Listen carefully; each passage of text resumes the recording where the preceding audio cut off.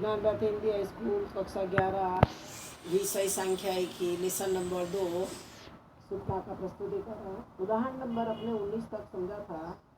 अब उदाहरण नंबर 20 के अंदर अहमदाबाद जिला की एक सरकारी बैंक की विविध शाखाओं के कर्मचारियों संबंधी अध्ययन करते मालूम हुआ कि 20 सिक्योरिटी कर्मचारी में से 7 पुरुष विवाहित, 6 स्त्रियों में से 4 पुरुष विवाहित, चपरासी कार्य में हुए कुल 20 पुरुष में से 12 पुरुष विवाहित थे, जबकि चपरासी कार्य करती कुल 10 स्त्रियों सभी अविवाहित। 40 क्लर्क कर्मचारी में से 25 स्त्रियां थी, जिसमें से 12 विवाहित थी, जबकि 7 पुरुष क्लर्क विवाहित थे। 8 मैनेजर में से 3 स्त्री थी, जो सभी अविवाहित थी, जबकि 5 विवाहित पुरुष मैनेजर थे। ऊपर सूचना से योग्य कोष्ठक प्रस्तुत करना है। तो अपने कोष्ठक तैयार करने से पहले लिख देना था कि अहमदाबाद जिला की एक सरकारी बैंक की विविध शाखाओं के कर्मचारियों का पदानुसार, लिंगानुसार एवं विवाहित स्तरानुसार प्रस्तुत करता कोष्ठक।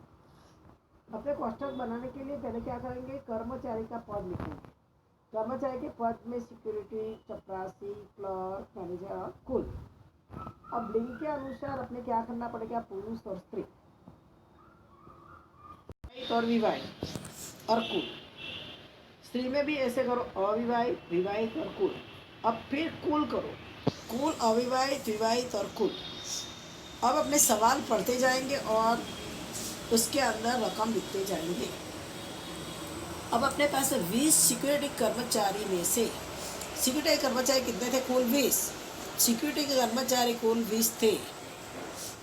अब 20 में से 7 पुरुष विवाहित थे, तो अपने विवाहित पुरुषों का कोष्ठक है, उसमें विवाहित लिखा है 7, तो 7 विवाहित कर दो।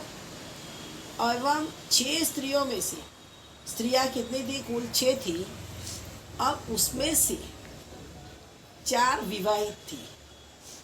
और देखो, जो तुम लोग को साथ में समझाऊं तो 6 कुल स्त्री थी, उसमें से अपने 4 विवाहित थी। तो ये जो अविवाहित ढूंढनी है, तो क्या करना, 6 में से 4 माइनस करो। 6 में से 4 ऐसा 2 आ गया, वो क्या हो गई, अविवाहित। ध्यान है, अपने अविवाहित संख्या ढूंढ ली।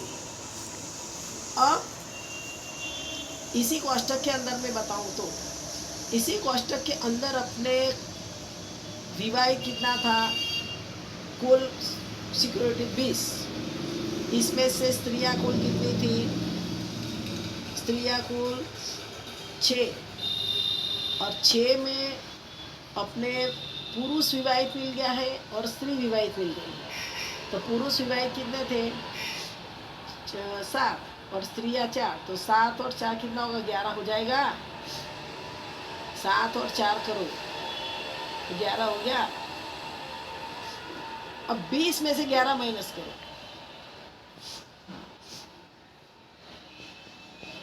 तो 9 मिला। तो 9 अविवाहित कुल हो गए, स्त्री पुरुष मिला के कुल 9 अविवाहित। अब अपने पास में अविवाहित स्त्रियां भी दी है, अविवाहित के लिए 2 दी है, तो अपने 9 में से क्या करेंगे, 2 माइनस कर देंगे। 9 में से 2 माइनस करो तो कितना मिलेगा, 7 मिला। 7 जो मिला है क्या हो गया, 7 पुरुष अविवाहित थे, और फिर 7 और 7 14 पुरुषों की जोड़ हो गई। अब अपने चपरासी देखेंगे। चपरासी कार्य में कुल 20 पुरुष, और चपरासी के अंदर पुरुषों की संख्या 20 दी हुई है। पुरुषों की संख्या 20 दी हुई है, उसमें से 12 विवाहित थे, तो 12 विवाहित कर दो। अब 20 में से 12 गया तो कितना बचेगा, 20 में से 12 जाएगा तो 8 आएगा, तो 8 अविवाहित हो गया। अब आगे क्या बोला है तुमको, कि चपरासी कार्य करती कुल 10 स्त्रियां थी, तो अपने कुल में 10 स्त्रियां लिख देंगे, स्त्री में चपरासी में कुल 10 लिख देंगे। और उसमें लिखा है सभी स्त्रियां अविवाहित थी, पहले स्त्रियों में अविवाहित में 10 लिख देंगे, विवाहित में कोई स्त्री है नहीं। अब अपने को कुल लाना है, तो पुरुष कितने, 20, और स्त्रियां कितनी, 10, तो कुल टोटल कितना हो जाएगा, 30 हो जाएगा। लास्ट क्वेश्चन में 30। अब अपने उसमें से अपने विवाहित में देख लेंगे, पुरुषों में विवाहित कितने हैं? 12। स्त्रियों में विवाहित कोई है नहीं, इसलिए अपने विवाहित में 12 लिख देंगे। 30। अब 30 में से 12 माइनस कर दो। 30 में से 12 माइनस किया तो 18 आया। 30 में आना 10 मिनट तो आएगा। अरे जब 20 कुल पुरुष 20 स्त्रियाँ 10, अरे कुल 30 हो गया कुल में। अब 30 में से 12 माइनस तो 18 आ जाएगा, जो अविवाहिता है। अब अपने स्त्रियाँ अविवाहित थी, कितनी थी? 10। तो 18 में से 10 माइनस कर दो। 18 में से 10 माइनस करो तो कितना बचा? 8 बचा, जो 8 अविवाहित पुरुष हो जाएंगे। दोनों इसे ढूंढ सकते थे अपने। 20 में से 12 गया तो भी 8 हो सकता था, क्या 18 में से 10 माइनस करो तो भी हो सकता था। अब क्लर्क का लेंगे। अब क्लर्क में क्या है? 40 क्लर्क कर्मचारी में से 25 स्त्रियाँ थी। अब क्लर्क के अंदर 25, कुल स्त्रियाँ 25। अब जिसमें से 12 विवाहित थी, तो स्त्रियों में कुल 25 थी, उसमें से 12 विवाहित कर दो। अब 25 में से 12 माइनस करो तो कितना बचा? 13, जो अविवाहित हो गया। એટલે स्त्रियों का कोष्टक हमने ढूंढ लिया। अब पुरुष 7 पुरुष क्लर्क विवाहित थे। अब पुरुषों के अंदर विवाहित 7 कर दो। अब अपने को ढूंढना है। यहाँ पर तुम लोगों के पास में कुल कर्मचारी, यहाँ पे लिखा है 40 क्लर्क कर्मचारी। अब 40 क्लर्क था तो कुल तो 40 मिल गया था अपने को। इसमें से स्त्रियाँ माइनस कर दो। स्त्रियाँ माइनस करी, 40 में से 25 तो 15 आया। 15 आया तो पुरुष 15 करो। अब 15 में से 7 माइनस करो। 15 या 7 माइनस किया तो 8 आ गया। 8 आ गया अविवाहित। अब तुम लोगों को कुल संख्या लाने की है विवाहित अविवाहित की। तो अविवाहित में पुरुष 8 और स्त्रियाँ 13। 8 और 13 करोगे तो कितना होगा? 21। अब इस तरह से विवाहित पुरुष 7, विवाहित स्त्रियाँ 12 और 12 और 7 19 और 21 और 19 का जोड़ करोगे तो 40 मिल जाएगा। अब मैनेजर, कुल 8 मैनेजर थे, अपने कुल में 8 लिख दिया मैनेजर में। उसमें से 3 स्त्रियाँ थी, उसमें से 3 स्त्रियाँ करो। स्त्रियों के कोष्टक में 3 लिखने का, जो सभी अविवाहित, यानी स्त्रियाँ क्या थी? अविवाहित थी, तो विवाहित में 0 आ जाएगा। 5 विवाहित पुरुष मैनेजर थे, तो पुरुष मैनेजर में कितना था? 5 विवाहित थे। अपने पास में कुल कितने थे? 8 थे। तो अपने अभी अविवाहित पुरुष कोई नहीं, એટલે पुरुषों की संख्या 5 और स्त्रियों की संख्या 3। 5 और 3 8 हो गया। तो यहाँ कुल अविवाहित पुरुष की अविवाहित को टोटल कितना हो जाएगा?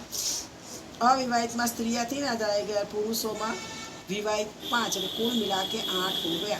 अब तुम लोग को विवाहित की जोड़ कर देने की, सीधा पुरुषों के अविवाहित की जोड़ करने की। यहाँ 23 32 तो कुल 54 हो जाएगा। इस तरह से स्त्रियों में 2 10 13 3 तो 28 और विवाहित में 4 0 12 तो 16, ये कुल 6 10 25 3 तो 44। और इस तरह से 9 18 21 3 तो 51 और 11 12 19 5 तो 47 और कुल 20 30 40 8 तो 98 हो जाएगा। कोष्टक रचना के प्रकार और उसके उपयोग। अब संख्यात्मक या गुणात्मक सूचना के वर्गीकरण की कक्षा या स्तर निश्चित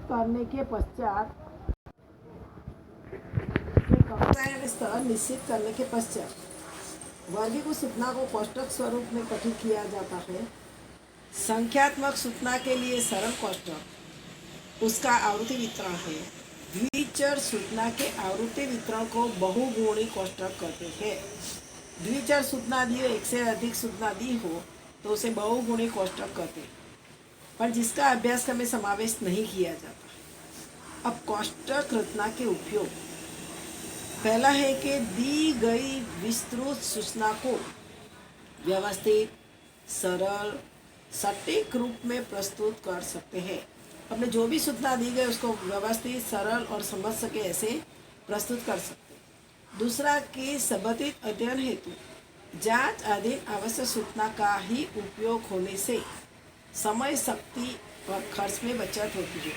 अपने जिसका अध्ययन करना हो उस संबंध में ही उसकी सूचना प्राप्त की जाती है, इसलिए समय, शक्ति और खर्च की बचत होती है।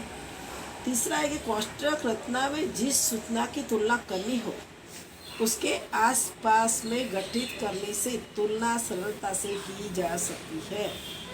तो कोष्ठक रचना में अपने सवाल पढ़ते समय सूचना कौन कौन सी दी है उस सूचना को ध्यान में रखकर अपने कोष्ठक सरलता से बना सकते हैं। 4 नंबर, कोष्ठक रचना में पंक्ति अथवा स्तंभ की सूचना के मूल्यों का योग होने से सूचना के वर्गीकरण में यदि भूल हुई हो तो उस भूल को सरलता से सुधारा जा सकता है। यानी कि पहले आपने देखा कि पुरुष, स्त्री, लिंग के अनुसार विवाहित, अविवाहित, कुल किया और फिर कुल के अंदर विवाहित कितना, अविवाहित कितना, इस तरह से अपने कोई जगह भूल हुई तो उसको तुरंत ही जान सकते हैं।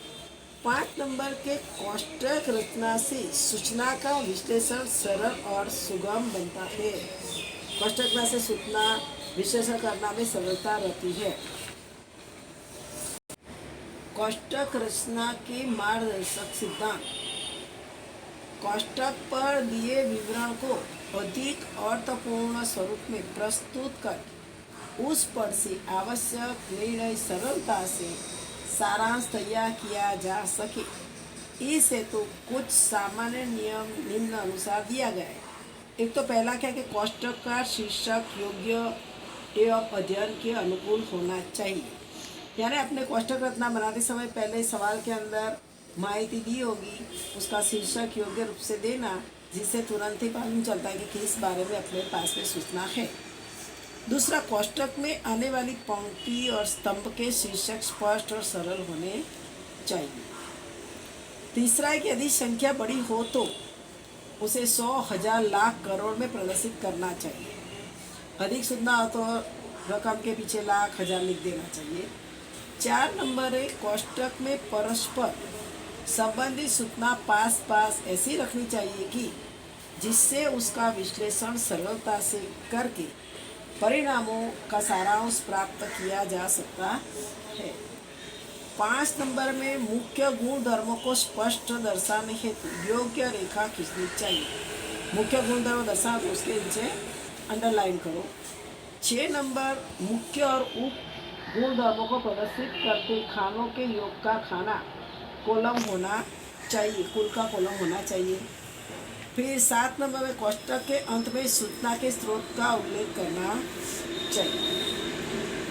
8 नंबर है, पक्की कोष्ठक रचना से पूर्व कच्चा कोष्ठक तैयार करना चाहिए।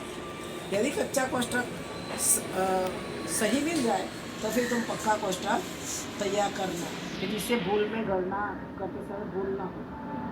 9 नंबर है कि सामान्य रूप से जितनी सूचना एक साथ प्रस्तुत करें उतने प्रमाण में तुलना, गणना, विश्लेषण सरल बनता है।